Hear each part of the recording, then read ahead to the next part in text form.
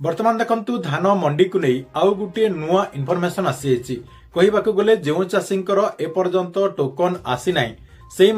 बहुत बड़ गोटे खुशी खबर रही जहाँकि खाद्य जोगाण मंत्री कृष्ण चंद्र पात्र आज जहाँकि बहुत बड़ गोटे सूचना देते देखंतु जो माने आपणकर टोकन टी एपर्यंत पाई नाही सेमानकु सरकार तरफ केते तारीख सुधा टोकन टी दियाजिबो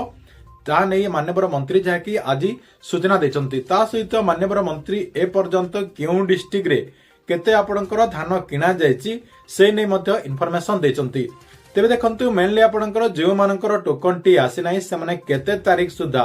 तांकर जो टोकन रही से टोकन टी पाई परिबे एवं माननीय मंत्री ए नै कोन सूचना देते जहाँकि आपणको मो एई वीडियो माध्यम रे से नै पूरा इनफॉरमेशन टी जणाई देबी सेतिपाई भिडियोटी को बिना स्किप करके शेष पर्यंत देखंतु ता पूर्वरु वीडियो को गोटे लाइक कर दियंतु एवं जो माने चैनल टी को एजाय सब्सक्राइब करनांती चैनल टी को सब्सक्राइब कर दियंतु। प्रथम देखंतु माननीय खाद्य जोगाण मंत्री कृष्ण चंद्र पात्र धान मंडी जो टोकन रही से टोकन को नहीं आज कौन इनफॉरमेशन देचंती देखंतु।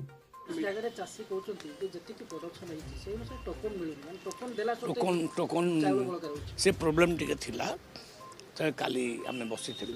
हाउ लेवल मीटिंग होता ये मीटिंग सॉल्व हो जाइए माननीय विधायक संबलपुर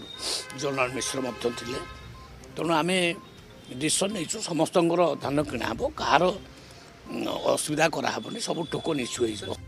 तेबे देखंतु आपण माने कन्फर्म हे गेले जे माननीय मंत्री कहवा अनुसार जो मानकर भी टोकन रही अर्थात जो माने भी ए पर्यंत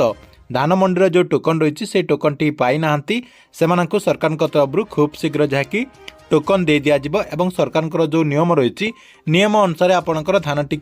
उठा जिवो बोली माननीय मंत्री जहाँकि सूचना देले। या सहित देखंतु ए नै न्यूज रे मध्य अपडेट आसी देखंतु एठी आपण देखि पारथिबे कन्नड़ न्यूज रे चाषींकठु निर्धारित धान उठेबे सरकार टोकन पाई नथिबा चाषी को टोकन देबा पई निर्देश दिया जायछि। टोकन परे धान बली रहिले आपणकर खोला बाजार रे चाषी को बिक्री कर दियंतु बोली माननीय मंत्री कृष्ण चंद्र पात्र सूचना देथिबार ए न्यूज रे जहाँकि अपडेट दिया जायछि। धान संग्रह प्रक्रिया सुरुखुरु रे चलिछि एबे जहाँकि आपणकर 6टी जिल्लार मध्य रिपोर्ट दिया जायछि। देखंतु 6टी जिल्लार जो रिपोर्ट दिया जायछि केउ सब जिल्ला रे केते धान वर्तमान सुद्धा जहाँकि किना जायछि से नहीं जहाँकि सरकार तरफ रिपोर्ट दि जायछि जहाँकि आपण माने एठी स्क्रीन माध्यम रे देखि पारथुबे बरगढ़ डिस्ट्रिक्ट रे आपणकर 53,833 मेट्रिक टन जहाँकि किना जायछि। बलांगीर रे 96 मेट्रिक टन, कलाहांडी रे 7,387, नुआपड़ा रे 3,847 मेट्रिक टन, संबलपुर रे 60,256 मेट्रिक टन एवं सुवर्णपुर रे 15 मेट्रिक टन जहाँकि धान संग्रह करा जायछि बोली माननीय मंत्री जहाँकि सूचना देचंती एवं से कहिसंती जे एजाबत मोट जहाँकि 1,25,439 मेट्रिक टन धान किना सरिछि। तो माननीय मंत्री कहिसंती जे धान किना प्रक्रिया केबे हेबो ताहा जिल्ला ओरे आपणकर जो डीएलपीसी कमिटी रहिसंती से डीएलपीसी कमिटी बैठक रे जहाँकि निष्पत्ति करा जिवो आपणकर जो बाकी डिस्ट्रिक्ट गुड़िकर जो मानकर मंडी टी खोला जाय नाही से जगह रे केते तारीख रे मंडी खोला जिवो डीएलपीसी मीटिंग आपणकर जो जिल्ला वारी करा जाउची से जगह रे निष्पत्ति निया जिवो बोली माननीय मंत्री जहाँकि सूचना देचंती। देखंतु मेन टॉपिक होची जो माने आपणकर ए पर्यंत टोकन टी पाई नांती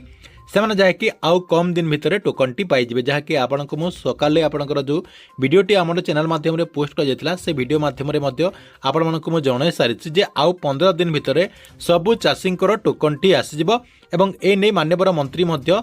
आज जहाँकि सूचना दे देछंती जे खूब शीघ्र आपणकर टोकन टी आसीजिवो अर्थात चाषी भाई माने आउ कम दिन भितर तांकर टोकन टी पाइजिबे। ठीक अछि एथिला आपणको पई धान मंडी को नै गुटे बड़ इनफॉरमेशन आपण मानकु वीडियोटी केमति लागिला कमेंट बॉक्स रे निश्चय गुडी कमेंट करंतु एवं प्रत्येक दिन गवर्नमेंट नुआ नुआ योजना गुड़िकर इनफॉरमेशन गुड़िक जानिबा पई चाहुतिले हमरो ए जो चैनल रहिछि एई चैनल टी को सब्सक्राइब करके रेगुलरली देखुतांतु।